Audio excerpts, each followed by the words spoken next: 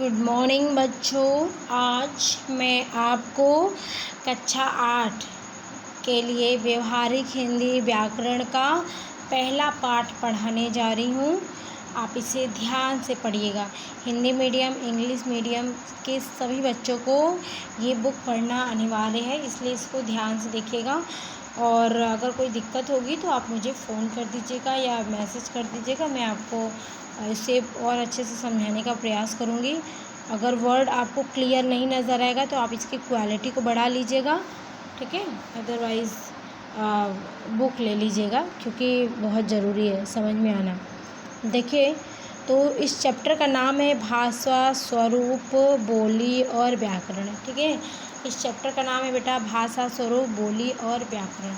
तो यहाँ पे हम भाषा के बारे में पढ़ेंगे, इसके स्वरूप के बारे में और इसकी बोलियों के बारे में और व्याकरण के बारे में पढ़ेंगे। तो यहाँ पे पहले आप देखिएगा भाषा, जिसको हम इंग्लिश में लैंग्वेज कहते हैं। तो यहाँ देखिए बेटा, भाषा द्वारा हम अपने भावों एवं विचारों को व्यक्त करते हैं। भावों को व्यक्त करने के लिए कुछ संकेतों का भी प्रयोग किया जाता है।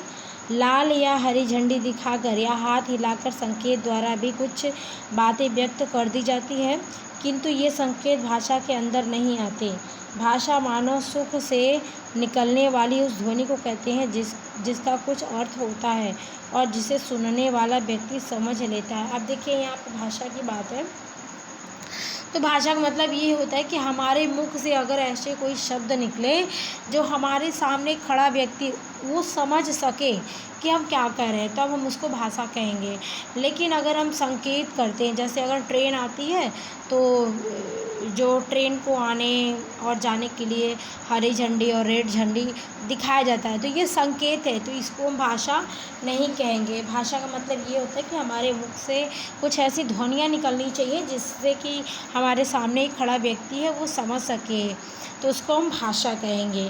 तो भाषा की हम परिभाषा देख लेते हैं यहाँ पे कि भाषा वह साधन है जिसके द्वारा हम बोल कर या लिख कर अपने विचार व्यक्त करते हैं, जिसे अन्य लोग सुनकर या पढ़कर समझ सकते हैं।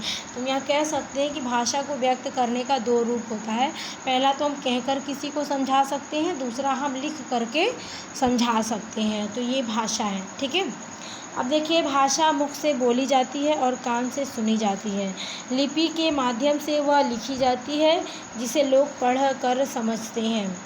भाषा के दो रूप होते हैं, मौखिक और लिखित। भाषा दो ही रूप से व्यक्त किया जाता है, या तो आप बोल सकते हैं या लिख सकते हैं, और तीसरा कोई रूप नहीं है। इसीलिए भाषा को दो रूपों में बांटा गया है।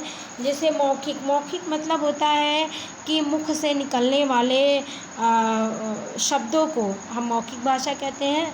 और लिखित का मतलब ये होता है कि अगर हम किसी चीज़ को लिख करके किसी को समझाएं तो उसे हम लिखित भाषा कहते हैं। देख सकते हैं बातचीत, व्याख्यान, भाषण, वार्तालाप भाषा के मौखिक रूप है,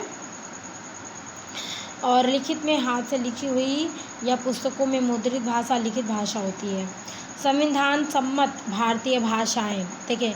हिंदी, संस्कृत, उर्दू, पंजाबी, कश्मीरी, बंगाली, असमिया, मणिपुरी, कोंकणी, नेपाली, डोगरी, मराठी, गुजराती, सिंधी, तेलुगु, तमिल, कन्नड़, मलयालम संविधान सम्मत भारतीय भाषाएं हैं। ये याद कर लीजिएगा, कभी भी आपसे पूछा जा सकता है। बोली और भाषा। बोली का क्षेत्र बहुत सीमित है, मतलब ज़्यादा नहीं है, छोटा ही है। वह एक विशिष्ट क्षेत्र तक ही सीमित रहती है। इसे सरकारी राज काज की दृष्टि से मान्यता नहीं मिली होती है। भाषा का क्षेत्र बहुत विस्तृत है। जैसे बोली जो होती है वो ज़्यादा नहीं विकसित होता है, लेकिन जो भाषा होती है वो काफ़ी दूर तक फैली होती है, जिसका कार्य सरकारी काम काजों पर भी किया जाता है। एक भाषा के अंतर्गत कई बोलियां होती हैं। जैसे हिंदी भाषा की अनेक बोलियां हैं, जिनमें अवधी, ब्रज, भोजपुरी, कन्नौजी, छत्तीसगढ़ी, बुंदेलखंडी, खड़ी बोली, राजस्थानी, हरियाणवी, कुमायूनी आदि प्रमुख है।